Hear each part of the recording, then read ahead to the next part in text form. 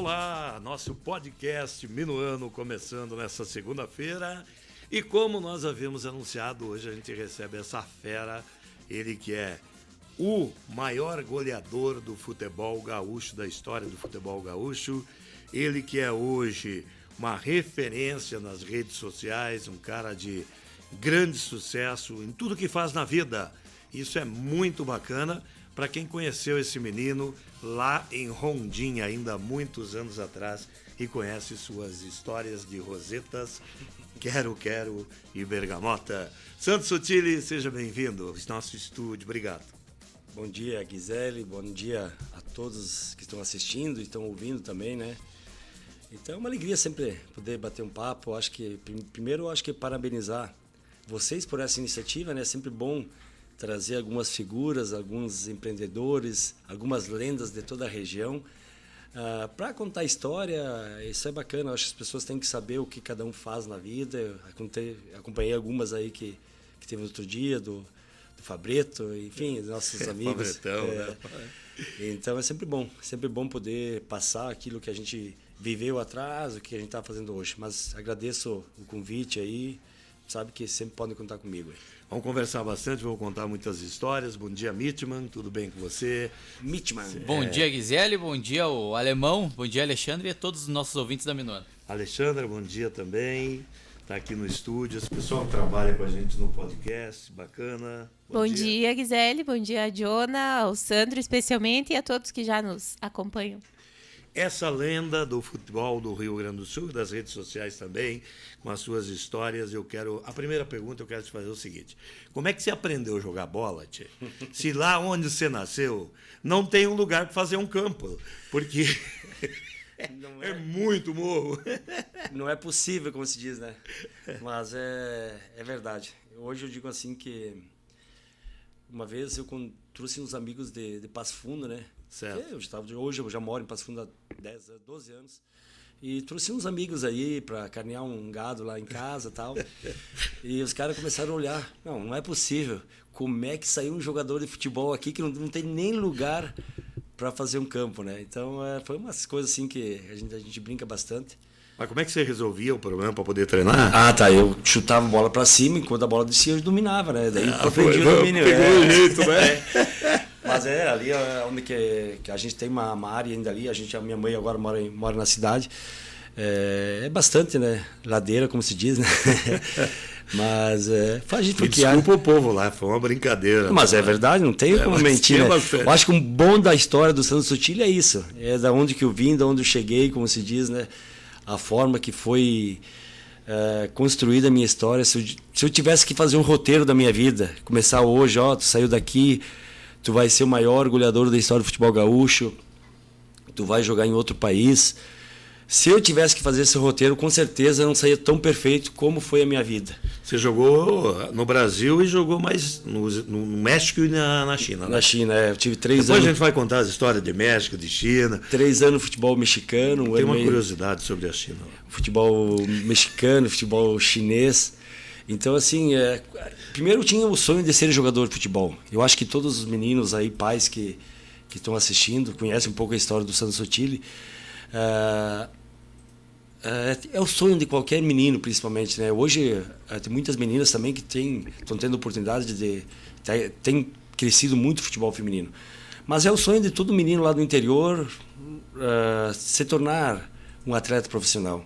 Eu lembro que eu ouvia as narrações da rádio à noite e tu fica imaginando, porque o cara que escuta a rádio, cara, tu tem que estar dentro do jogo, né?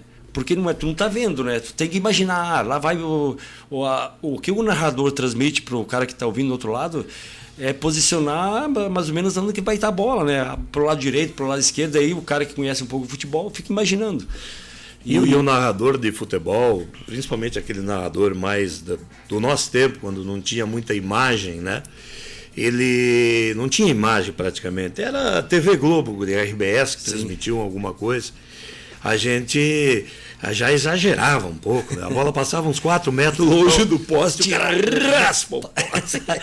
Então eu ficava imaginando isso. Assim, será que um dia eu vou ter um gol narrado pela rádio, votar no Globo Esporte, lá com o Paulo Brito, numa capa de uma 0 Hora, do Correio do Povo, que era dos jornais na época. Eu falei, cara, era um sonho meu de criança. E aí eu tive a primeira estudando, e aí eu comecei a ir numa escolinha de futebol. Eu saía 7 quilômetros a pé, da onde que eu... Nossa, que maravilha. De onde que nós morava, para ir até a Rondinha, para fazer a escolinha 2 horas. E depois eu retornava mais 7 quilômetros, porque não era só ir, né? Tinha que voltar também, né? E às vezes o cara, pela estrada de chão lá, encontrava alguma carona, tal. Mas às vezes eu tinha um vizinho lá que tinha um cavalo. E aí, quando eu estava muito cansado, eu ia lá pedir o cavalo para ele. Prestado para ir a cavalo. Para ir a cavalo, que é o... Olha aí, ó, que rapaz. o dono do cavalo mora aqui em Sarandi hoje, que é o Mário Cavazini, que foi um dos primeiros treinadores na linha Antinha, que me deu oportunidade lá para... Seu Mário Cavazini. Para eu jogar no segundinho, né? Porque, cara, tu já jogar no segundinho com 12, 13 anos...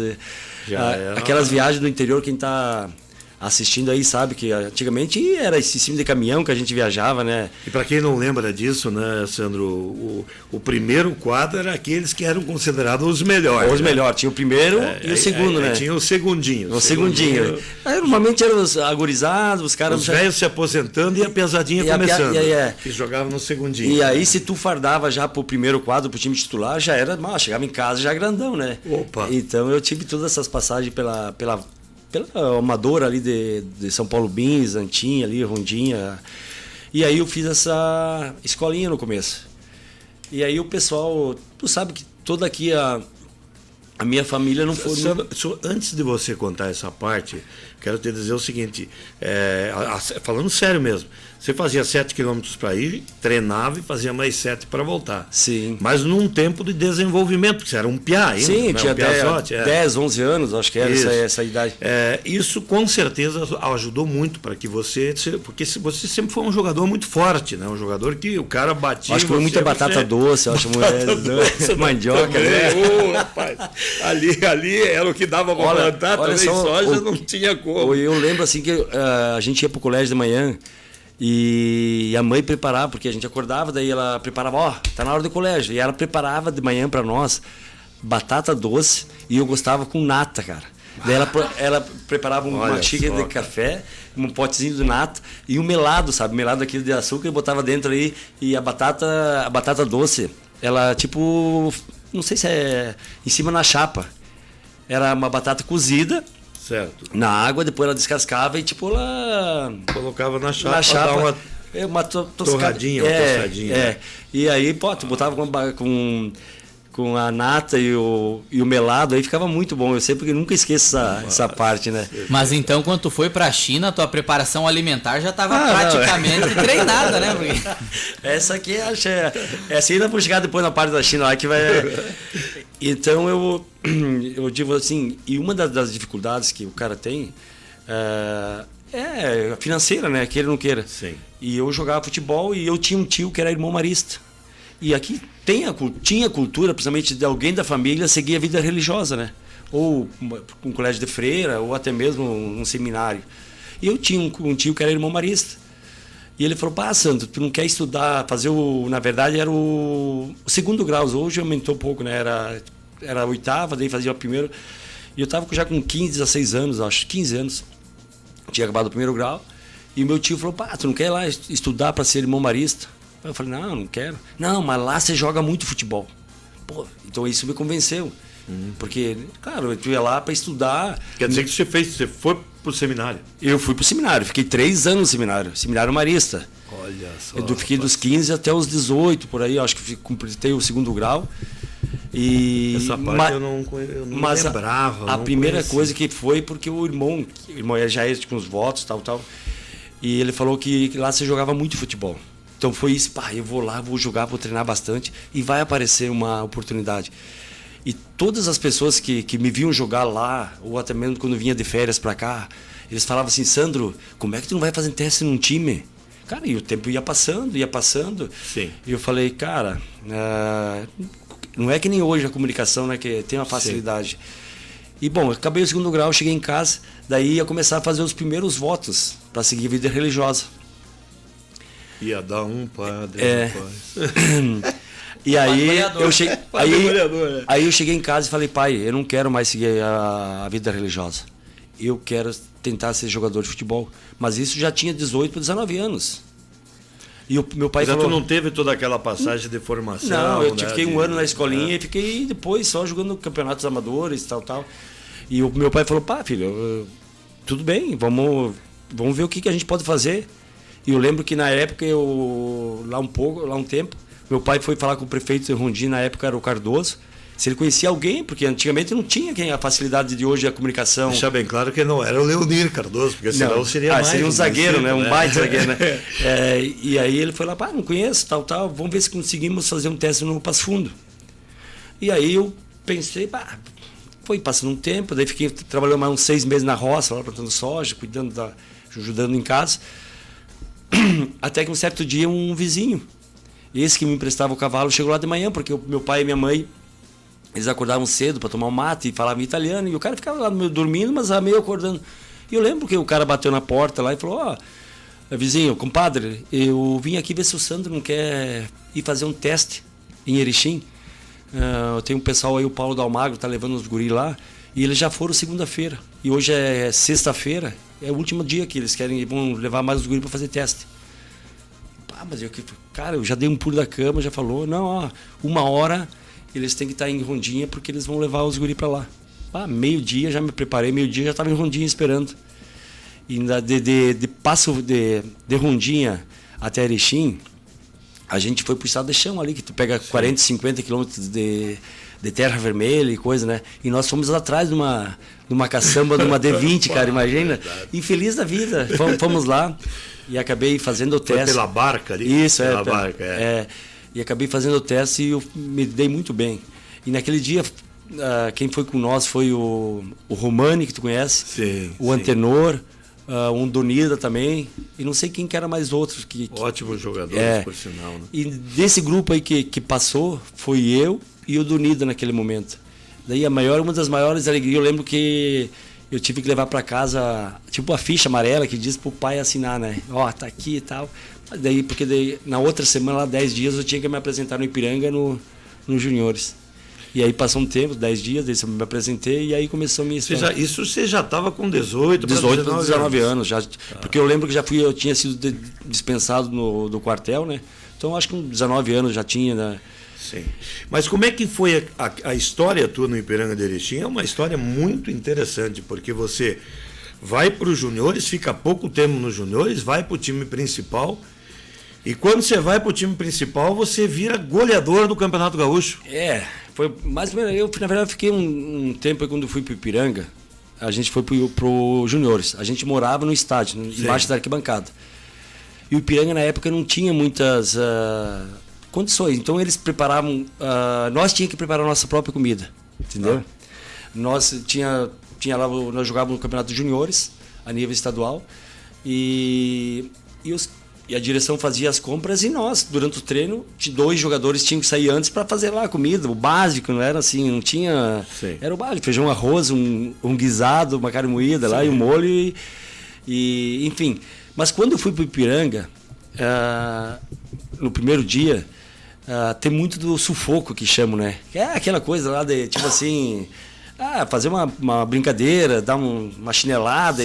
Sim. E eu falei, cara, olha, eu sou do interior, tal, mas se vocês não me derem esse sufoco, tal, eu trago para vocês salame, trago queijo para vocês. Comprou os caras, batata doce. Batata doce, porque a gurizada ela tudo louco de fome, né? Eu falei, claro. Não, então tá, vou trazer, então, vai ficar uma semana, se a próxima vez que tu não for por lá e não trouxer para nós aqui, o bicho vai pegar. Eu falei, não, tudo certo. E aí foi ali que começamos a história do Ipiranga. Mas como eu falei, eu tive um pouco de dificuldade no começo, porque não tinha tanta coordenação. Porque além, claro, do cara jogar, tu entra no time profissional, tem muita coordenação, gestos técnicos, por exemplo, cabeceio, por mais que tu tenha... Tu sabe o básico, mas tu tem que... Por isso que o cara é profissional e os amadores são amadores, não adianta, é essa comparação. Tu tem que aprender, o cabeceio é diferente, tu evolui bastante, o chute... Mas já sei o que você fez. É. Você começou a levar salame, queijo, batata pro treinador, o cara já te preparou para você jogar. Eu lembro assim que no começo, cara, porque tem muito trabalho de coordenação da parte motora, enfim. Certo. E eu não tinha essa base, né? Que normalmente isso tu aprende nas escolinhas, no começo, né? Eu sabia jogar no campo, eu soltava no campo, sabia, mas no aquecimento, nas coisas, tinha muita dificuldade. E a gurizada que sabia ficava dando risada, né, cara? É bullying naquela época. Hoje é bullying, né? Antigamente era zoação mesmo, né? Mas, cara, eu falei, eu tô aqui, eu quero aprender, eu quero evoluir. Então, sempre, imaginando a cena. Sempre depois dos treinamentos, eu gostava de treinar. E uma coisa, o Sandro hoje tá mais assim, mais boêmio, como se diz, né? Mas eu fui muito profissional. Eu fui muito profissional. Não, isso é reconhecido por muitos que trabalharam contigo, que jogaram. Então, assim, eu digo assim, que eu paguei o preço para ser profissional. Eu tinha um sonho de ser jogador de futebol. E uma das grandes virtudes, Sandro, o que tu acha que foi o diferencial da tua vida? Nunca pensei em desistir. Mesmo quando fazia 7 quilômetros a pé, cara... É aquilo que eu quero fazer, porque quando o cara faz uma coisa que do coração, não tem preço que pague. E não era pelo dinheiro, pelo status que eu ia ter, porque eu não sabia o que ia acontecer, né? Mas pelo prazer de tu fazer uma coisa que é teu sonho. Quando é um sonho, não mede se tu vai ganhar dinheiro, se vai perder, não. Tu estava realizando uma coisa... Tu sente, Sandro, que essa tua determinação, essa tua convicção em ser jogador é que proporcionou toda essa história? Não, com certeza.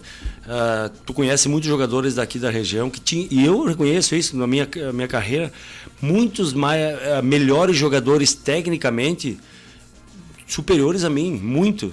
Mas eu acho que assim, a diferença foi essa. Eu nunca pensar em desistir. Eu queria ser sempre o melhor. Eu me dedicava para ser o goleador do Campeonato Gaúcho. Eu passava um fim de semana sem fazer gol, eu me cobrava. Eu me cobrava muito, eu sou o goleador, como é que o time faz 3-0 e eu não faço um gol, entendeu? Pode dizer assim, né? Sim. Mas o time que é essa cobrança, diz, eu sou 9, eu tenho que ser o cara que vai fazer a diferença, fazer gol. Tu comprou isso para ti, isso fazia parte de você e... Não, eu queria me dizer, cara, eu tenho que ser o melhor, é o meu sonho. Se ganhar por 3-0, tu não fazia gol, tu ia meio triste. Meio triste. Falei, mas quando ganhava de 1-0, beleza, show de bola, amanhã vai estar no Globo Esporte, vai estar no coisa. Então, é aquela coisa que valia a pena, sabe? Sim. Porque tu trabalha a semana toda, por isso que às vezes hoje... E financeiramente, Sandro? Foi muito bom. Mas ali naquele período... Cara, primeira coisa, eu nunca pensei no lado financeiro. As coisas foram acontecendo comigo. Primeira coisa, eu quando comecei a jogar futebol, eu falei, se o futebol me desse uma casa e um Fusca, tava bom demais. Sim. Porque eu nunca tive nada. O cara que nunca teve nada, se ele não voltar a não ter nada, já tá empatado, né? Verdade. Então, assim, é uma coisa assim que eu nunca pensei, assim, lado financeiro, vai acontecer natural. Tive em outros países também. Então, assim, o dinheiro o cara ganha, perde, coisa. Mas o mais bonito de tudo isso, independente disso, é a história, cara. Depois que eu parei de jogar futebol... Tu contou essa história num livro. Que inclusive tá aqui, um livro aqui, que... Pra onde você podemos aqui? Tá? Aí, E isso foi na época da pandemia, quando o cara não tinha nada para fazer. O cara me fez uma entrevista, que nem a gente está fazendo um podcast aqui. Sei. E aí o cara falou... Sandro, por que tu não conta essas histórias num livro? Eu falei, cara, eu não sei escrever um livro. Não, mas eu escrevo. Só vamos contar as histórias e tal. Certo. E aí a gente montou o livro, a parte mais assim do futebol. Certo. Agora vamos ter que lançar a segunda edição dos bastidores, das coisas. As coisas mais grossas, assim, mais Agora, Sandro, você subiu pro principal do Ipiranga com que idade, então? Então... me interessa porque eu quero te fazer uma pergunta relacionada aos demais que faziam parte do grupo. Eu acho que subi porque naquela época tu subia pro profissional com 20 anos, quando estourava a idade dos juniores. Sim. Então tu subiu ali. Com 20 anos eu subi pro profissional. Mas aí eu fui emprestado, primeiro clube que estava me profissionalizei no Ipiranga, eu fui emprestado pro Taguada de Túlio Vargas, fui emprestado pro Xanxerense e voltei pro Ipiranga. Isso em 96. Já comecei em 96. E olha essa história. E aí, quem que assume o Ipiranga? O Tite. técnico da seleção brasileira. Na época era um Olha treinador em ascensão. Sim. E aí a pré-temporada, para começar o Campeonato Gaúcho. Ele fez um baita trabalho no Ipiranga. Eu não sei se foi. Ele acabou saindo. Saindo. Então, o Ipiranga já montou jogadores de fora. Tem o Sandro Sotile e tal. Mas não conheço. Ele não aprovou a princípio, mas ele queria outro centroavante. Ele já trouxe um centroavante, ele não queria outro. Daí fomos fazer a pré-temporada em Entre Rios do Sul. Aqui ficamos umas 15 dias treinando. E aí treinando, tal. Daí voltamos para Erechim. Daí o Tite falou, não precisa outro centroavante. Já tem um centroavante que era o Sandro Pires, o Moreno. Sim. E o Sandro Sotile, sempre no caso precisar, ele vai dar conta do recado. E eu comecei comecei a fazer parte do elenco principal. Isso foi em 96. Em 95 já tinha um pouquinho, mas foi o Tite que me botou no elenco principal do Ipiranga. Foi em 96 que tu... Ali que eu fiz o primeiro gol do Campeonato Gaúcho. Certo. E olha como é que é a coincidência. Foi contra o Inter? Não. Foi contra o Inter. Aí jogamos em Erechim. É importante a gente frisar isso. Jogamos em Carazinho, contra o Atlético Carazinhense. E aí o Ipiranga perdeu para o Atlético Carazinhense, 2-1. E no ônibus, olha só, o presidente demitiu o Tite, que foi treinador da seleção, agora há pouco estava no Flamengo, foi campeão no Grêmio. Estava começando e ele falando assim, Tite, não temos mais chance de cair, acho que não vamos mais classificar, então se despede dos jogadores, a partir de amanhã tu não é mais treinador do Ipiranga. Beleza, e eu estava entrando assim. Aí assumiu o Guilherme Maculha. Para 2 jogos, nós tínhamos que ganhar do Inter em casa e ganhar outro. O Guilherme que foi centroavante do Grêmio. Isso, né? Ele era um diretor e 2 jogos. Sim. E aí jogando um jogo, ganhamos do Brasil do Farroupilha na época, e um jogo contra o Inter. E aí quem que era o ataque do Ipiranga? Era o Cook, que era do Náutico, que é todas aquelas batatas dos aflitos que perdeu o pênalti. Sim. E o outro, Sandro. E o Cook, numa quarta-feira, ele saiu para pescar com o Marcão. Tipo um pesca e paga, foi lá pescar de manhã. E naquela época não tinha a comunicação que a gente tinha hoje. E demoraram para chegar para treinar. E aí o Guilherme, mas cadê o Cook? Daí, não chegou. Sotile, vai tu pelo lado direito, né? Treinei a primeira parte do treino, era coletiva, claro. Treinei muito bem o time. O time titular meteu 3-0. O Cook chegou lá, explicou o que aconteceu. Não, volta para treinar o time titular, o Cook estava bem. E o time titular não engrenou, sabe? Não deu liga. Beleza, tudo certo. Na sexta-feira, a mesma coisa. Começou com o Cook, time titular, não deu certo. E eu entrei no segundo tempo, eu estava com 22, moendo.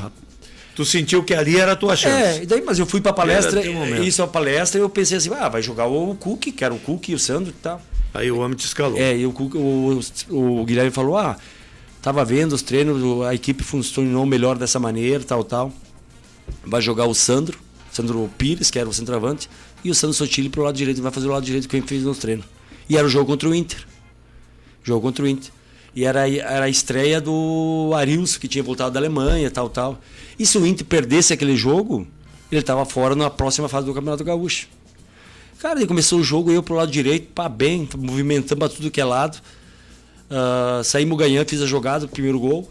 O Arilson empatou de falta. E aí, uns 20 do segundo tempo, eu sei que o cara cruzou, o Gamarra subiu uma bola com o Sandro Pires, e sobrou para mim na entrada da área. Falei, vou soltar de canhota, né? Cara, soltei de canhota, assim, a bola foi lá no ângulo. Foi um golaço. Era o Goicoechea, o goleiro do Inter. Ele só ficou olhando. E foi considerado um dos gols do Fantástico antigamente, né? Sim. Então, imagina, eu estava subindo, ali foi o meu primeiro gol do Campeonato Gaúcho. E foi um gol histórico. Daí outro dia, 0 hora, RBS TV, quem é aquele guri lá, tal. E aí começou a história do Santos Sotile. Tá, mas aí você foi goleador uma vez pelo Ipiranga de Erechim? Não. Não. Eu estava sendo goleador. E tem uma história bem bacana essa do goleador, porque eu era o Paulo Nunes, eu e o Rudinei, um do Brasil de Farroupilha. E todo mundo com 8 gols, isso em 97. E o Paulo Nunes com o Grêmio, a Libertadores, tal. E eu ganhava R$1.500 no Ipiranga, de Erechim. E o Paulo Nunes devia ganhar já 150 mil na época lá no Grêmio, né? E fizemos uma brincadeira e eu, carudo, fui lá e falei, E eu aposto o meu salário aqui no Ipiranga contra o do Paulo Nunes, que eu vou ser goleador do Campeonato Gaúcho. Tira, eu falei, ó, 1.500, você vai que ganha 20. Tá, e daí deu uma repercussão, uma brincadeira, e o Paulo Nunes lá no outro dia respondeu, não, vamos deixar assim mesmo, vamos disputar no campo, tal. E na verdade em 97 a gente não chegou nas finais, mas até que o Ipiranga estava dentro do Campeonato Gaúcho, eu estava sendo o goleador do Campeonato Gaúcho com 13 gols, Paulo Nunes tinha 11 e o Rodinei acho que tinha 10. Então eu não sei quem que foi o goleador aquele ano lá. Mas Sandro, você assim, ali nasceu aquele Sandro carismático, aquele Sandro que o Brito lá, o pessoal já começou a chamar de alemão matador, e já começou a surgir essa história toda. É que você sempre foi uma pessoa muito carismática, uma pessoa que sorri bastante, gosta de brincar. Isso abriu um caminho interessante também. No Ipiranga tinha o Paulo Gaúcho, que era o grande ídolo da torcida. Daí o Paulo Gaúcho saiu. E aí eu comecei a jogar no Ipiranga, fazendo gols, tal, e o Paulo Brito, olha ele de novo, aquela voz que incomparável, o velhinho, Sandro Sotile, até esse eu fazia, né? Então isso foi dando engajamento com as pessoas, né? As pessoas foram marcando, e quando tu faz gol, tu aparece muito mais, né? Sim. Tu aparece muito mais, e eu sempre fui assim uma pessoa muito próxima das pessoas. Eu gosto de dar atenção para as pessoas. Sim. Porque o mais importante é que a gente brinca hoje, às vezes, com as redes sociais, foram importantes para juntar as pessoas, para ter um grupo de amigos e tal. Mas, por um lado, tu deixa de ter aquela conversa, né? Então, eu sempre, quando posso estar junto com as pessoas, eu gosto de dar atenção para elas. Eu digo assim, às vezes o cara chega num bailão, por exemplo, né? Cara, tem 1.000 pessoas, ontem eu estava em Lagoa Bonita, amanhã eu tenho que estar em Porto Alegre, hoje estou aqui, e tu não consegue lembrar o nome de todas as pessoas. E aí os caras já chegam lá, e aí, Sotile, como é que tá, cara? E o cara, sabe, tu tem a fisionomia da pessoa, né, em tua mente, mas tu não sabe de onde. Aí eu começo a pensar, e eu bato nas costas dele, mas Piá, tu não é estranho pra mim, né? Aí eu boto ele na jogada, né? Porque, assim, sabe como é que o Google fala, pesquisa lá, né? Eu falo assim, ô Piá, tu não é estranho pra mim, eu tô lembrado de ti, mas não sei de onde. Daí ele fala, lá do baile, lá do Carijo, aí aí, claro, numa festa lá em outro lugar. Já se direciona. E o simples fato de tu falar Piá, para a pessoa que está no outro lado, para o nosso linguajar aqui, é um linguajar que te deixa muito próximo das pessoas. Tu pode falar qualquer coisa, chega num lugar onde tem um povo gaúcho, que é eu ando para Bahia, São Paulo, no momento que tu fala Piá para um gaúcho... Principalmente se for um cara meio velho, que já... Mas Piá, mas tu olha só, mas é que te deixa muito próximo dessa pessoa, né? Parece que foi criado junto, que jogou bola junto, que, enfim... É uma coisa que é muito, muito próxima, né? Então, assim, é um linguajar simples que aproxima muitas pessoas. Sandro, vamos seguindo a história, então. Tivemos essa passagem pelo Ipiranga de Erechim, depois você foi para onde? Aí eu fui aí o Jorge Machado me comprou do Ipiranga, na época, por $300 mil. Certo. E daí ele ficou dono do meu passe e me emprestou para o Internacional em 97. Aí começou uma história que é, assim, a realização de um sonho. Porque, assim, tu se tornar profissional, jogar num clube do interior, fazer o primeiro gol e chegar num clube grande. Queira ou não queira, é o sonho de qualquer jogador do interior.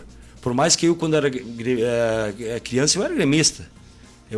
Tinha uma assim... Eu sei, a gente fez um vídeo dos 15 anos de carreira teu, que nós achamos uma foto sua com a camiseta do Grêmio. Então, assim, é que depois que tu é profissional, o cara, tu não consegue ter aquela identificação com o clube. E eu respeito muito... hoje cara, eu torço pro Inter hoje, porque eu fui muito bem acolhido lá no Inter. E foi a oportunidade, por mais que o Grêmio também veio atrás de mim, para eu ir jogar no Grêmio também em outros momentos. Mas eu digo assim, cara, é um clube grande, um clube que me deu toda a oportunidade, assim, desde o Fernando Carvalho, que me levou para lá. Tu jogar um campeonato brasileiro, eu acho que é uma realização. Tu deixou tua marca no brasileiro também? Eu fiz 4 gols, acho que, pelo Inter. 2 gols pelo Inter. Certo. E 2 nos amistosos. Eu fiz 4 gols pela camisa do Inter. E fui campeão gaúcho daí pelo Juventude, em 98. Aí tu foi emprestado do Inter pro Juventude. Daí isso eu fiquei em 97 no Inter. Tá. E tinha acabado de renovar o contrato para 98. Daí o Juventude me queria eu. Mas o Inter queria um atacante do Juventude, que era o Fernando. Aí fizeram o brick lá, acertaram. O Inter pagou $300 mil pro Juventude. O Fernando foi para lá. E eu vou pro Juventude para disputar o Campeonato Gaúcho. E Com quem foi a decisão? Contra o Inter. Contra o Inter. E nós fomos campeões em cima do Internacional. E ali que comecei. O segundo zagueiro do Internacional era o Lúcio, que foi capitão da seleção. E como se diz assim, eu deitei em cima dele no Jacona. É verdade. A gente saiu perdendo e a gente virou. Aquela final, foi histórica aquela final, né? E a gente foi campeão invicto, sem perder nenhum jogo. Sim. Sem perder. O treinador era o Flávio Campos, né? Não, o Flávio Campos era o nosso capitão, era o Lori Sandri. Lori Sandri. É. Lori Sandri. Então, assim, o Campos acho que depois ele veio a ser treinador. Trabalhamos com ele no 15 de novembro. Certo. Eu digo ali que o gauchão, para mim, a gente fala que Cristiano Ronaldo, Messi, ali foi a minha Champions League. Sabe por quê? Porque é como o teu patamar, não adianta pensar Eu acho que a tua Champions League está sendo o teu trabalho nas redes sociais. Sim. Não tem dúvida nenhuma. Mas em termos de conquistas, porque assim, cara, tu jogar lá dentro de campo foi essa, a mais importante. Eu acho que é mais importante porque tem um significado especial. Porque tu é gaúcho, eu sou gaúcho. Cara, tu jogar no teu estado. Sim. E tu ser o maior goleador da história do futebol gaúcho, com 111 gols. Sim. E não ter sido campeão gaúcho, faltava alguma coisa. Sim. Então acho que o título veio coroar tudo aquilo que uma criança lá, que nós falamos lá do começo, tinha um sonho de ser jogador. Que é ser goleador, ser o maior goleador da história do futebol gaúcho na primeira divisão e ter sido campeão gaúcho por um clube, do interior principalmente. E foi o Juventude. Depois eu conquistei outras copas, com Pelotas, com o próprio Caxias, o acesso com o Passo Fundo, enfim. Mas eu digo assim que o título de campeão gaúcho, até hoje já passa. O ataque era tu e o Rodrigo Grau, né? Eu e o Rodrigo Grau. Tu chegou a fazer gol na final? Não, na final não. Ganhamos 3-1 lá e 0-0 em Porto Alegre. Porto Alegre. Muito. Por isso que eu digo assim, quando o cara tá. Ganharam o título no estádio do Internacional. E eu digo assim que às vezes a gente não imagina quando tu conquista as coisas, principalmente no futebol, porque às vezes é muita emoção, né? E às vezes tu não imagina o que aquilo representa para a nossa vida e na vida das pessoas. Bom, ali quando tu ficou campeão com o Juventude, tu garantiu queijo e salame e vinho pro resto da vida, né? Não, Caxias do Sul? E na época a Juventude era patrocinado pela Parmalat, né? Que era uma das potências, né? Tipo, hoje estão falando muito de SAF. Imagina, tinha o Palmeiras, tinha o Juventude, que tinha os patrocinadores fortes, enfim. Mas foi uma conquista assim. Eu digo assim, que às vezes a gente jogando, a gente não imagina o que a gente representa para as pessoas. Sim. Hoje até hoje as pessoas começam o Campeonato Gaúcho, como é que foi ter sido campeão gaúcho pelo Juventude? As pessoas querem saber os bastidores, de que forma. E às vezes o encontro de torcedores na rua, do Passo Fundo, cara, eles relatam como foi o jogo, aquele gol que tu fez, que às vezes o cara não esquece, né? Ou não, eu fui no estádio com a minha esposa, quando tu pegou aquela bola, fez isso, fez aquilo. Às vezes o torcedor não esquece daquele lance, porque foi um momento importante. Talvez para nós. A gente tem muita história tua para contar, de lances extraordinários, né? De lances extraordinários que não viraram gol. Depois eu vou contar essa história também, né? Foram vários que a gente andou por aí. Então eu digo assim, como eu te falei, um roteiro, tu imagina que vai acontecer. Mas a minha história foi um roteiro de sucesso, digo assim, poder olhar para trás, ter um livro escrito, ser respeitado não só pelos meus amigos, meus do futebol, pela crônica esportiva da capital, todos os treinadores onde a gente encontra, tu é uma referência para a gurizada, tu é o cara que muitas pessoas te espelham, tu é o maior goleador da história do futebol gaúcho. Cara, se tu pegar... Como é que o cara saiu de Rondinha e fez isso aí, cara? Eu digo assim, é um roteiro perfeito. Teve alguns tropeços na vida, dificuldades, acertos, às vezes umas escolhas, porque às vezes tá No Passo Fundo, é 6 meses de contrato. Tu tem que escolher outro time. Às vezes tu não vai acertar em todos, né? Como naquela parada tua que você estava no Internacional. Isso. E aí os teus empresários optaram para você jogar na Arábia e quando chegou lá não deu certo. Não deu certo. Então foi hoje... Isso foi na segunda vez que que eu tive 2 vezes no Inter, isso em 2002. E aí no Inter já estava mais experiente, já estava mais... Pô, tu se programa, agora é o meu ano de bombar, de estourar do Internacional. E aí vem todo não é só às vezes só o jogador, às vezes tu tem um grupo que trabalha junto contigo, que é, né, o Jorge Machado e outros empresários, e a parte financeira pesou muito mais. Porque se eu ganhasse 10 aqui no Inter, eu ia ganhar 50 lá na Arábia. Então, dólar, né? E aí eu pensei, pô, cara, vamos lá, era um ano de contrato, aqui no Inter tinha 6 meses só. E ali não aconteceu a transação. E aí eu fiquei 6 meses parado. Aí porque eu fui para lá, não tinha mais como escrever a janela de transferência, enfim. E aí vim aqui para Rondinha, ficava aqui, jogava um campeonato municipal. Aí eu pensei, cara, o ano que vem eu tenho que fazer diferença, eu tenho que ser goleador de novo, para aparecer de novo e para voltar para o mercado de novo. E aí deu Glória de Vacaria. Glória de Vacaria 2004. 27 gols. 27 gols, melhor jogador, maior goleador, craque do campeonato. E aí, antes de acabar, já tinha uns 5, 6 times aqui do Brasil que queriam. Juventude, que queria o Curitiba, a Ponte Preta, enfim. Aí nós vivemos assim, como amigos, né? A gente viveu, contar para vocês, muito interessante essa parte, porque a gente viveu uma emoção dos últimos 20 dias ali do Campeonato Gaúcho, porque todo mundo estava torcendo para o Sandro fazer mais um gol. Se o Sandro fizesse mais um gol, ele alcançaria o Baltazar, que foi o maior goleador de uma temporada. De uma edição. Com 28 gols, e o Sandro tinha feito 27. Mas veio a fase da semifinal, né? Semifinal. Exatamente, os jogos fortes aí contra quem?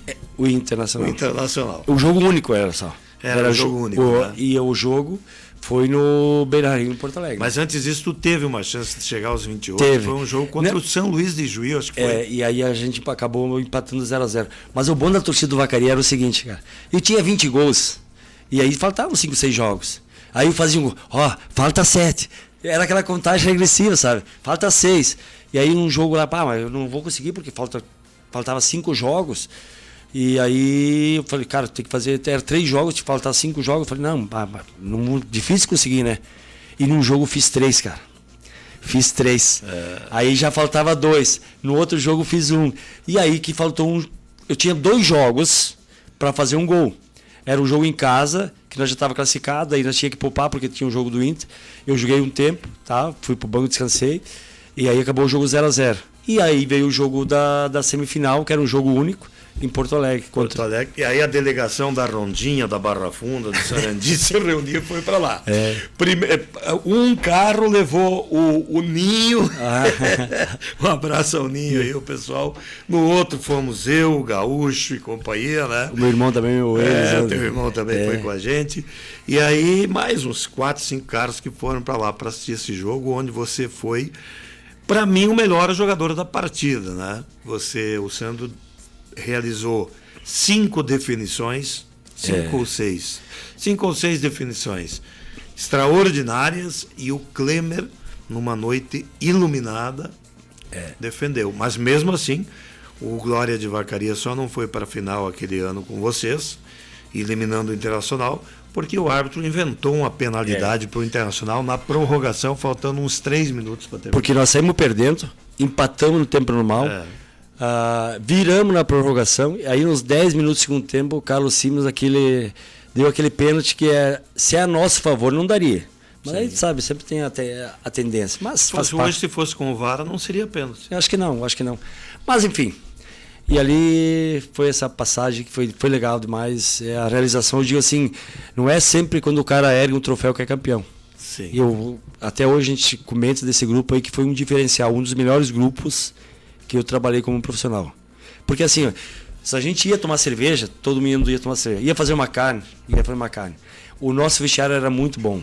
E então assim, o futebol, às vezes as pessoas pensam que tem que ter respeito, tem que ter... Cara, tu entrou lá dentro, não é Ninguém por favor, toca a bola pra mim. Toca a bola, ô Gisele, toca a bola. Tu vai xingar tua mãe, xingar teu pai, vai te chamar de nome. É assim que funciona. Tu tá na adrenalina, é o linguajar do futebol, que é assim, tu tá ali, ó, toca essa bola, não sei o que tal. Tu só faz isso quando tu tem o outro lado, tu sabe que é um parceiro. Porque se é um cara estranho, tu não vai. Tu vai medir as palavras, tu vai no futebol. Mas se tu tem parceria de vestiário, tu tem aquele linguajar assim, gurizada, hoje nós temos que ganhar. Hoje é o jogo. Fortalece qualquer time. Fortalece, tu tem um vestiário, por isso que às vezes a gente vê nas declarações de treinadores, se tem um vestiário forte, cara, é meio caminho andado. O treinador vai lá, escala, gurizada, às vezes nós chegávamos assim, gurizada, o treinador posicionou aqui, aí o zagueiro fala, Sandro, tem como tu marcar pressão lá em cima e eles vão dar o chutão para nós, aí fica mais fácil. Não, cara, deixa nós, vamos, às vezes nós mesmos ali, só mudava, com todo o respeito ao treinador, às vezes, vamos adiantar a marcação. Foi um grupo bom. Sim, porque nós tínhamos confiança um do outro. Nós falávamos, nós não tinha um capitão que representava, mas tinha umas lideranças positivas. E todos os grupos que são vencedores do futebol, tu tem que ter umas 4 ou 5 lideranças dentro do próprio vestiário. Bom, Sandro, mas todo mundo puxa para um lado só, né? Não adianta ter 5 aqui e 5 para o outro lado. Você tem um reconhecimento muito grande em Erechim, você é ídolo em Vacaria, onde você jogou pelo Glória, você é ídolo em Caxias, onde você foi campeão gaúcho pelo Juventude, você teve uma passagem linda pelo Internacional, embora curta, mas linda também. Que eu tenho certeza que a segunda vez que tu foi para lá, se não tivesse tido aquele problema, você teria arrebentado no Internacional, você estava no momento... Mas, como diz outro, vai saber, né? Mas uma das coisas que marcou, você teve também a sua passagem por Campo Bom. Sim, 38 gols em 2 campeonatos gaúchos. Isso aí. 21 num ano e 17 pelo... Vocês foram vice? 2 vezes vice-campeão. 2 vezes vice pelo 15 de Campo Bom. Contra o Internacional. Você foi goleador uma vez, né? Uma vez. E uma vez só não fui goleador de novo porque o juiz acabou marcando um gol que era para mim e marcou para outro. Mas senão eu tinha sido 2 vezes goleador. Eita, juizinho danado. Tudo certo. Não arrebentou ele depois. Depois o cara convidou para tomar uma cerveja. Não, o cara fica sabendo só depois, né? Achei que tinha sido para mim o gol lá. Narração, tudo certo. Foi ver na súmula, era para outro gol. Mas tudo certo. Mas você então foi goleador gaúcho pelo Glória, goleador gaúcho pelo 15, e você teve uma grande passagem também pelo Pelotas. Acho que você marcou história no Pelotas. O Pelotas, eles têm uma torcida muito apaixonada. E o Pelotas estava na 2ª divisão. E eles estavam carentes, assim, num ídolo, né? Sim. Eu não digo assim, se comparando com o D'Alessandro, mas assim, medidas as proporções, tu chega num lugar, eu já tinha uma história no futebol gaúcho, e me contrataram para jogar a divisão de acesso. Sim. E fui lá. Tu já estava voltando ali? Já tinha voltado do México. Do México. Já tinha voltado.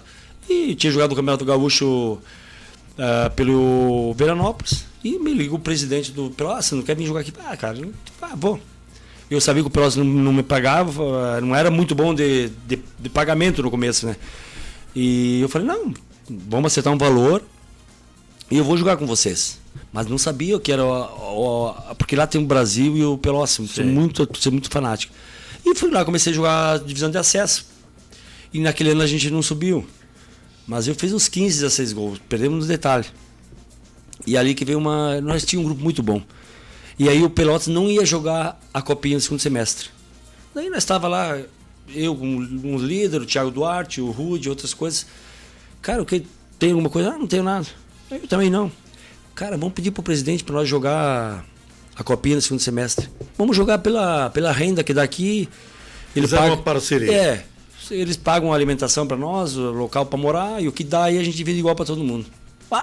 Por mim pode ser, todo mundo concordou.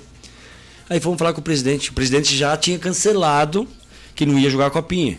Sim. Aí o presidente, olha, mas gostaríamos de jogar a copinha. Não, só dá despesa. Não, cara, mas jogamos pela bilheteria, porque a gente não tem nada. E eu falei pro presidente, se nós ficar com esse grupo, o ano que vem a gente sobe para a primeira divisão.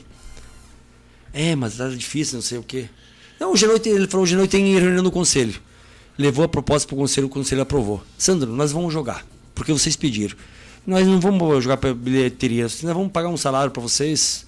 dentro dos padrões que a gente consegue. Se você aceitar, beleza. E aí o que aconteceu? Fomos campeões da Copinha. No ano do centenário do Pelotas. E eu fazendo gol na final. Ano seguinte, veio a divisão de acesso. O time sobe para a primeira divisão. Tudo que tu falou, o presidente, deu certo. E aí eu fazendo gols e gols, empilhando gols. E aí, já era ídolo. Imagina, tu tem uma torcida apaixonada. Vai jogar o Campeonato Gaúcho. Chegamos numa final de Campeonato Gaúcho no ano seguinte. Que perdemos pro Inter lá em Porto Alegre. E eu sendo destaque, sendo um dos líderes. Não jogava todos os jogos, mas assim, quando jogava, tal. Sim. E era aquela... Aí você já era quase... já quase veterano. Já quase parando. Então, assim, eu fiz mais de 50 gols com a camisa do Pelotas. Sim. Então, assim, o jogo 0x0, 40 segundo tempo lá, ia o Sandro Sotile fazia o gol. E a torcida enlouquecia. Então, essa identificação com Pelotas foi assim, foi a conquista dentro de campo, mas também a liderança fora dele, falando as coisas, tentando organizar, juntando força, porque às vezes sabe que tem muitas coisas que envolvem fora extra-campo, e essas parcerias que a gente fez com a torcida, com eles, por isso que eu fui considerado, um tempo atrás, todos os clubes que disputavam a primeira divisão fizeram uma seleção do melhor jogador de todos os tempos. E eu fui escolhido pelo Pelotas também de mais de 100 anos, e pelo Glória de Vacaria, com os jogadores, o jogador mais importante de toda uma eleição popular.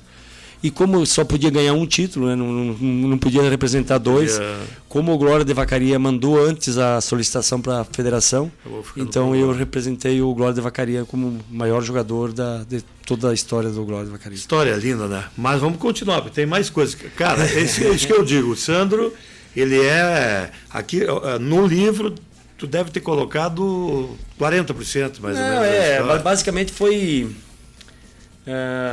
um pouco do resumo de cada time que eu passei.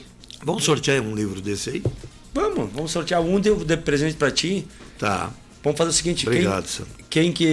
Primeiro que botar em comentário, eu quero o livro do Sandro Sotile. Isso aí. O pessoal confere aí. E já passa aqui na Minuano. Já retiro o livro do Sandro Sotile e você falar o nome aí, já botamos um autógrafo também. Aí, viu? Que maravilha. Então fala o nome aí, que daí já sai autografado pelo maior goleador da história do Gauchão. Sandro, vamos falar um pouquinho da tua passagem pela China e também a tua passagem pelo México. Na China foi um ano só. 1 ano e meio. 1 ano e meio. Eu fiquei 1 ano. Isso aí. Quem? Elizabeth Jeffenteller, eu quero o livro do Santo Sotile. Olha aí, a mãe da Duda, nossa colega de trabalho. Foi rápido aí. Aproveitando o espacinho, vamos dar um abraço também, Gisele, pro Thiago Bortolão, técnico do Soberano aí. Renovou com o Mandou um abraço aí. Um dos melhores restaurantes de Passo Fundo lá é da família dele, cara. Olha aí, Thiago. Vamos fazer as pazes, Thiago. Eu sei que ele Vou fazer as pazes, eu vou almoçar uma hora lá no restaurante do Thiago. Não, mas o Thiago é um grande treinador, um cara que com certeza tem muito para dar, para contribuir ainda aí para o Soberano, e nesse ano que vem vai trazer muita alegria.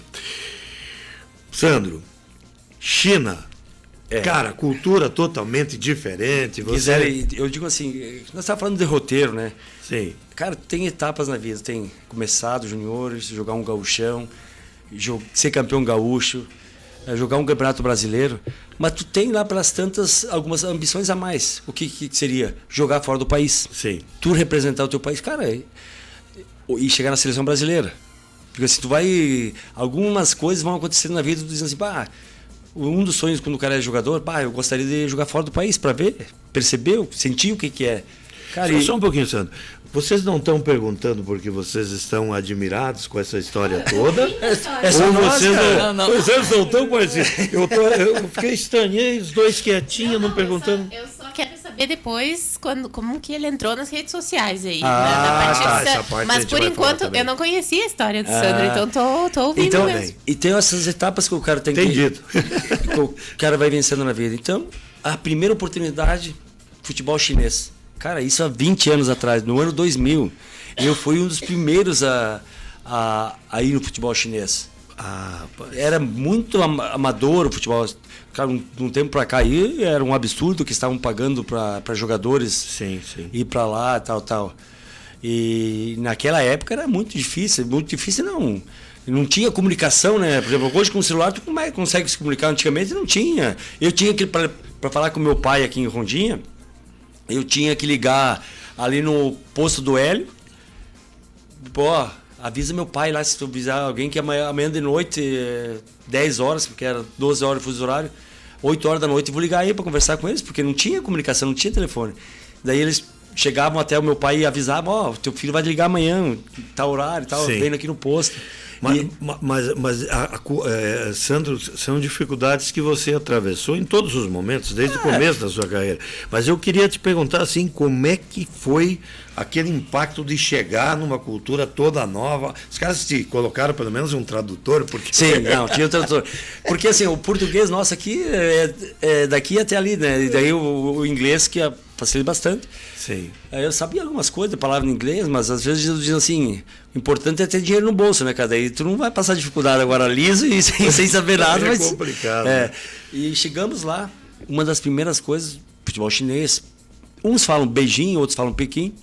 Chegamos lá, o embaixador do Brasil lá, com o presidente do time, o meu empresário e o tradutor, me levou num restaurante chinês. Poxa, vamos aqui te dar boas-vindas. Que bom, tia. Aí chegando no restaurante chinês, um aquário, né, cara? Agora... Um aquário com peixe, com cobra, com tartaruga, todos aqueles enfeites era uma semana de festa da China mesmo, né? Falei, que legal, que bonito, tudo diferente, né? Quem não queira, tudo diferente. E aí sentamos na mesa, e aí lá veio o garçom, e naquilo começaram a falar em chinês, eu nem pedi nada, já estava meio fuso horário, meio variado, porque são 12 horas, daí tu complica um pouco.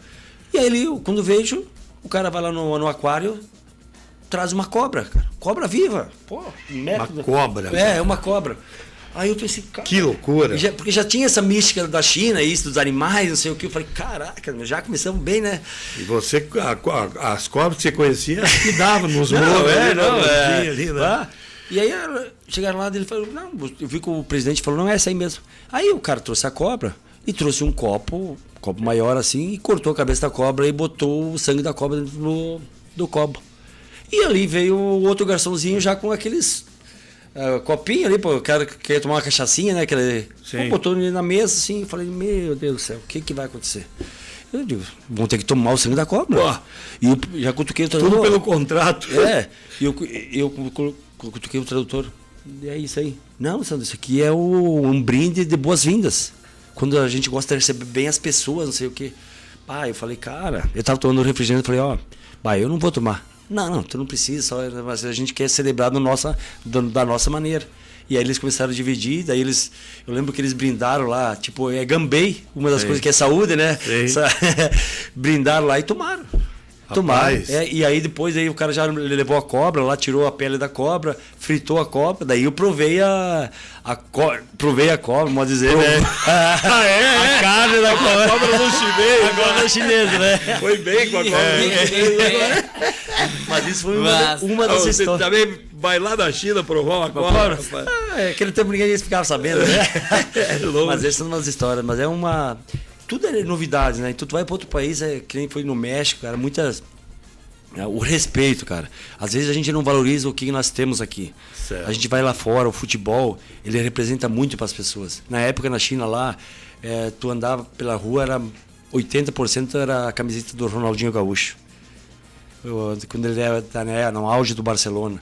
No México a mesma coisa, quando o Brasil foi tricampeão do mundo no México, cara, as pessoas falavam desses lances que o Brasil, pela alegria nossa, nós somos um povo diferente, cara. A gente vai no lugar, a gente gosta de atender bem as pessoas. Sim. No México também é uma cultura muito próxima da nossa, sabe?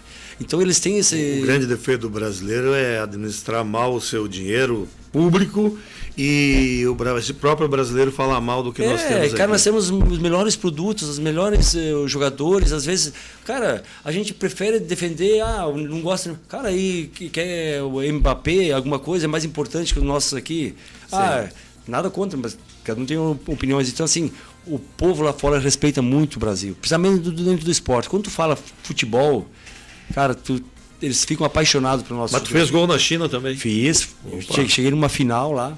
Olha só. Fomos vice-campeão chinês. Tipo a Copa do Brasil. Sim. Ganhamos o primeiro jogo 1-0, eu fiz o gol. Em Beijing, no estádio onde que depois jogaram o Ninho do Pássaro, que eu acho que é o Ninho agora que mudou. Na época, eles depois modernizaram o estádio, né? Sim. Que nem foi aqui no Brasil. Mas chegou numa final, foi muito bom, assim. Uma experiência de vida bacana, assim, sabe? Só que dificuldades, né? O linguajar e os chineses queriam se aproximar de mim, sabe? Assim, vamos sair, tomar Pra comer uma cobra. Daí o cara vai... Essa aqui é a melhor, então nós classificamos, eu fiz um gol de ouro na semifinal para a grande final, nesse estádio. E aí, eu fui lá dando uma entrevista final com o tradutor e cheguei no vestiário.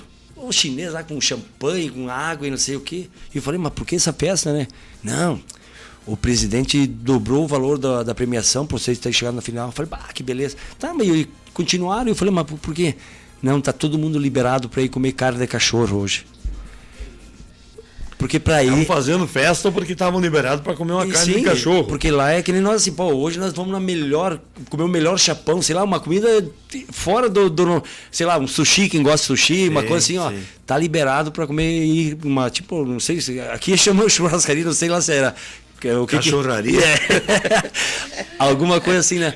Então, é o costume deles, né? Eu falei, com o dinheiro até tá bom, né? Mas a carne do cachorro, eu acho que não. Desculpa, mas não. Acho que não. Então, tu vê a cultura deles, como é que funciona, né? Foi bacana demais, né? Provou insetos lá? Que lá comem bastante, né? Não, olha só. Nós gostamos, o compadre aqui também gosta de ir num barzinho, né? Daí chegamos num barzinho lá, um dia com aquelas potes de bala. Também não precisava me entregar, ao vivo. Nós somos ao vivo. Né? Eu te acompanho, te defendo, né? Aqui o pessoal vai pega uma batata frita, uma azeitona com pepino. E lá tu chega nos bares mais raiz, como se diz o Chico, né? Vai raiz. Tem aqueles potes de bala, sabe? Que tinha aqueles potes de bala, tal. Uma tinha gafanhoto, o outro era grilo, outra não sei que outro tipo de animal. E você sentava ali, ó, e vinha o pratinho aquele dos insetos. Fritinho, sei lá. Esse é bom pro zóio, se comer é bom pro zóio. Cara, aí tu pegava... Não, e tinha que ver o chinês, né? Pegava as patinhas do grilo aqui e metia... Cara, esse aí eu... Brava, tinha até recheio. Eu não provei, sabe? Mas eu acompanhava eles, né? Eu falava... Pra eles é tudo normal. Um dia, acabamos um treino, daí o chinês... feliz da vida, vai ter uma jamba, um almoço especial. Falei, beleza. E lá usa muito aquelas mesas redondas, sabe? Que gira por cima, né? Uma baita panela. Hoje tem sopa. Nós aqui gringos, sopa de capelete, né? Uma sopa assim.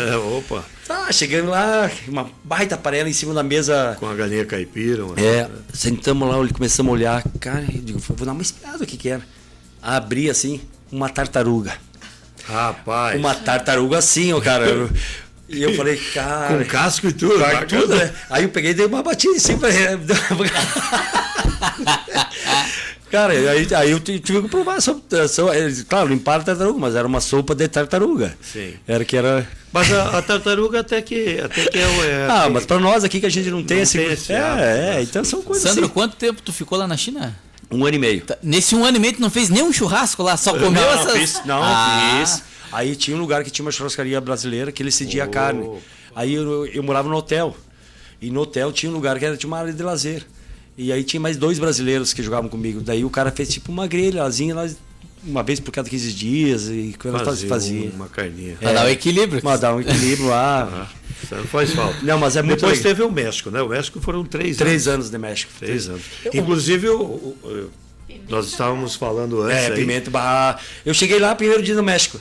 Os caras, comida lá, aqueles pratos, beleza, né? E a sede durante o jogo. Caliente ou frio? Tá, caliente, frio, quente e frio, né? Eu entendi assim, né? Quente, né? Cara, aí veio um prato bonito, assim, parecia os assados aí que tinha do Mix Center ali que fizeram outro dia. Né? Opa.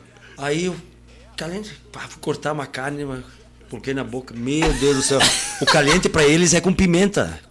Mas aquela pimenta... Nossa senhora, e o cara que não é acostumado, não tem. Eu comi um pedaço, eu só não deixei de lado, era um refri com gelo na boca, porque queimava, cara. O cara que não é acostumado com aquela pimenta, pra eles é normal, porque eles têm que ter aquele sabor a mais, né? Porque são acostumados. Caliente e frio. Caliente, quente, né? Eu não sabia muito bem espanhol. Mas é que no México, praticamente todos os pratos, eles se utilizam muito da pimenta. Muito. A própria China também, para eles é o tempero deles que eles gostam de que seja... Como aqui também, eles pegam o povo no Nordeste, principalmente, né? É bastante pimenta, né? Mas foi uma cultura muito... Eu digo assim que o povo mexicano é muito próximo do nosso aqui. E aí facilita bastante pelo linguajar, porque aqui a gente mistura um pouco de português com o italiano.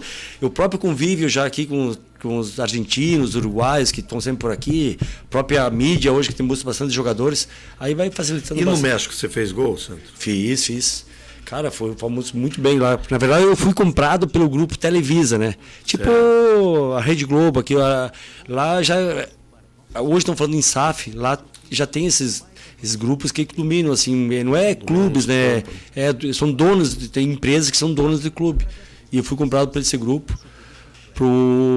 e aí eu acabei fechando lá um contrato de 3 anos, daí fiquei em 4 clubes lá. Fiquei 1 ano e meio no Necaxa, depois fui pro Leão, fui pro Dourados. Esses 3. O Jaguares de Culiacán. Tem 2 clubes agora que estão... Que vão pro Mundial. Um é o que eu joguei, é o Lyon e o Pachuca, né? O Pachuca, como eu vi pelas regras aí, são do mesmo dono, aí ele tem que escolher só um que vai pro Mundial aí. O Mundial de Clubes, que acontece o ano que vem, né? Que da FIFA. Será, sem dúvida, uma grande competição. Bom, que acontece nos Estados Unidos, por sinal, só para complementar a informação. Agora vem aquela pergunta, então, que você estava aguardando. Eu vou deixar que você faça a pergunta. La pergunta. Sandro, hoje eu acredito que a maior parte do teu trabalho aí é nas redes sociais, né? Em que momento aí da tua carreira que tu estourou nas redes? E foi proposital ou foi de surpresa, assim? Foi natural. Eu vou contar um pouco da história, o pessoal que acompanha também já... eu parei de jogar em 2014. E ali tinha um cara que era fã meu e fã do futebol gaúcho. E ele criou um Twitter. E o nome dele era Bruno. Aí ele falou assim, não, eu gostaria de criar um personagem do Rio Grande do Sul. Mas ele falou, se eu botar o meu nome Bruno, quem... que fez gol aonde, como se diz, né? E como eu estava parando de jogar futebol... Esse é o cara, o Bruno. Fez gol aonde? Ele já tinha que pegar um cara que tivesse um nome. Comeu cobra onde? Comeu tartaruga onde? Cantou hino, não? Né? Então ele falou, criou um personagem no Twitter, Sandro Sotigol, Sandro Sotile, se passando por mim, e começou a publicar lá. E eu estava parando de jogar futebol, até a gente fez um jogo de despedida aqui em Sarandi, ali que a gente se conheceu. Mas ele te pediu para criar? Não pediu. Ele criou sozinho. Daí, e começou a época do Twitter. Nem o pai dele, nem a namorada dele sabia.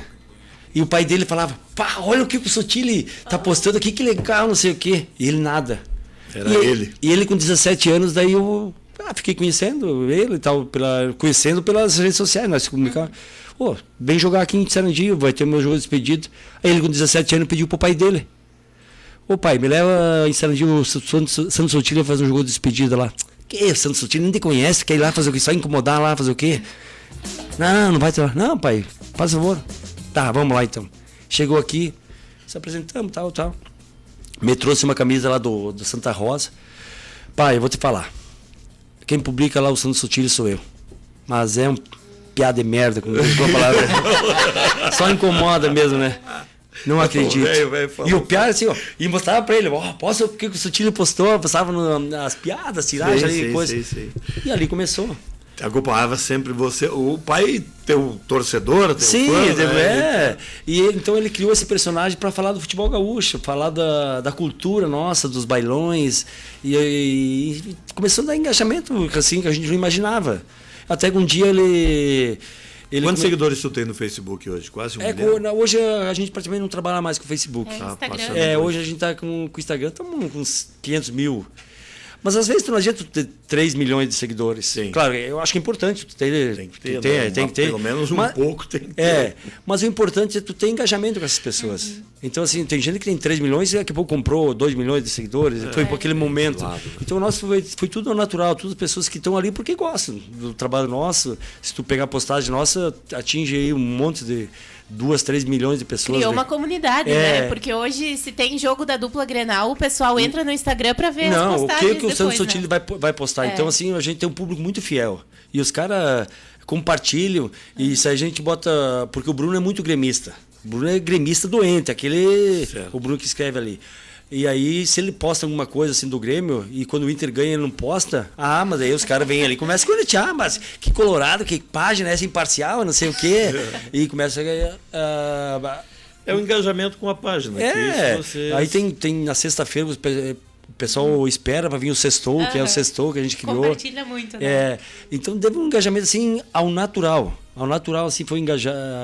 Porque a gente fez muitas coisas legais, que é também com bandas, né? Os eventos, né? Os eventos. E uma das que estourou a música da Foto 3x4 São Marino, ele chegou em casa um dia meio mamado, ele com 18 anos, aí escreveu no Twitter lá, gurizada, quem gosta que sabe essa música, ajuda ali a escrever. E aí ele foi lá e colocou no copo de cerveja, segue ali a letra, vai me escrevendo. Aí deu muita interação, assim, as pessoas foram interagindo, tal.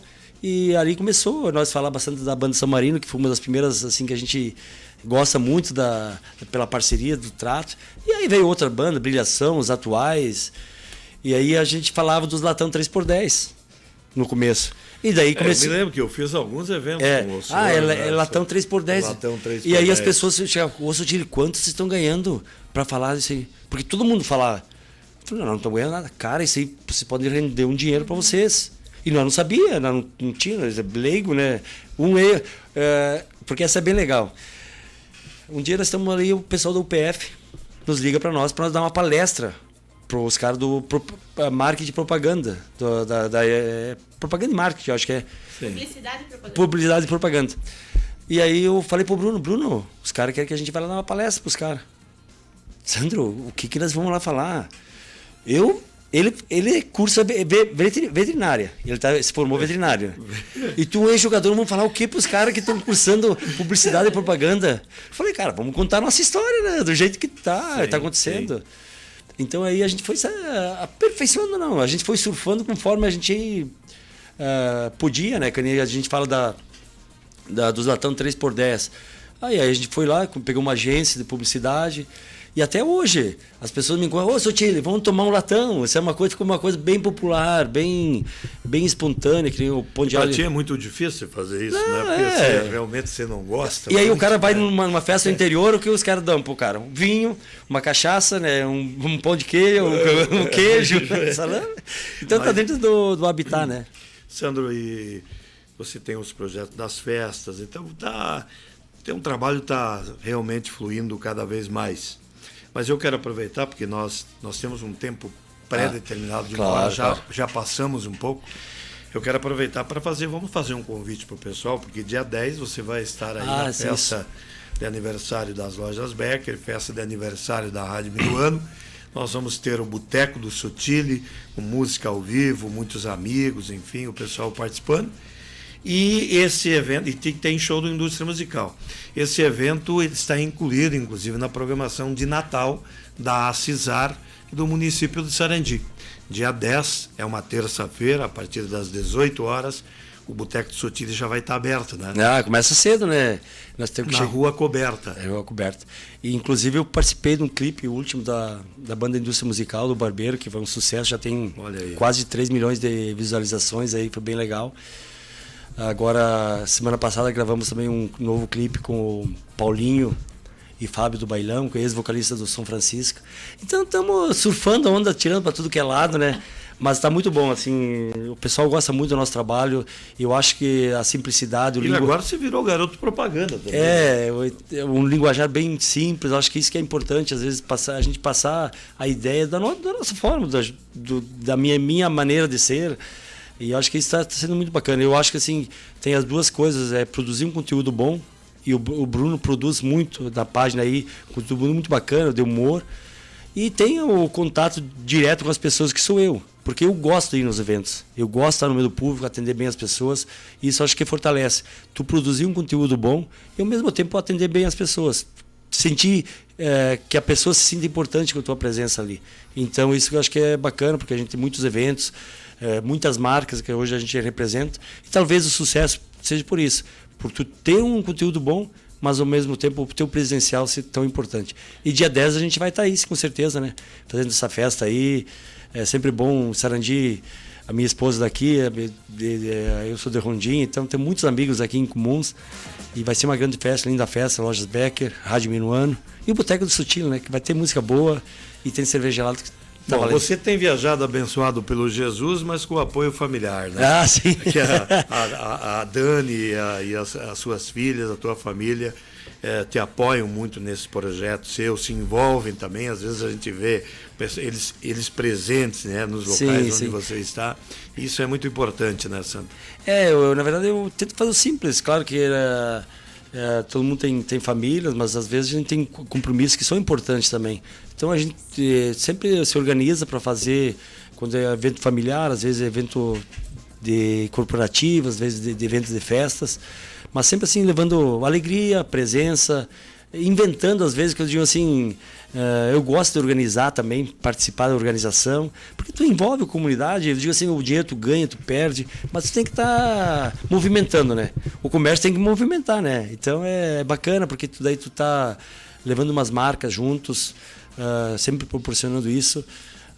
Isso é bom demais. Quando as pessoas te ligam, gostaríamos de fazer um trabalho contigo, cara, isso não tem preço, né? Porque é um reconhecimento do teu trabalho, tudo isso aquilo que foi plantado lá atrás, que eu falei 2, 3 vezes aí, um roteiro de vida. Cara, eu nunca pensei em ser influencer, ter essa vida que eu tenho hoje. Porque há 10 anos atrás ninguém sabia o que eram redes sociais, né?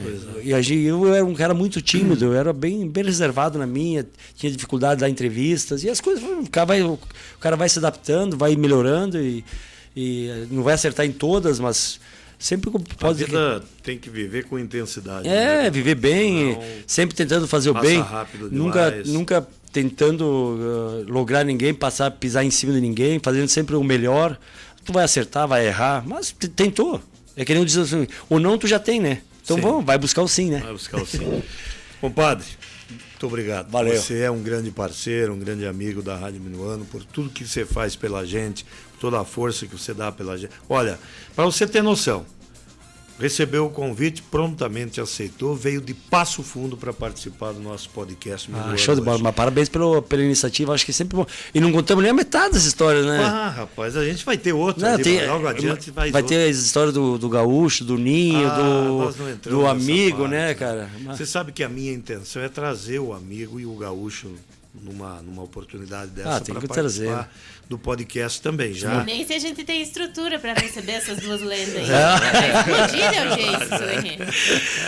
Então tá, gente. Muito obrigado ao Sandrão. Nosso podcast Minuano fica por aqui. Abraço.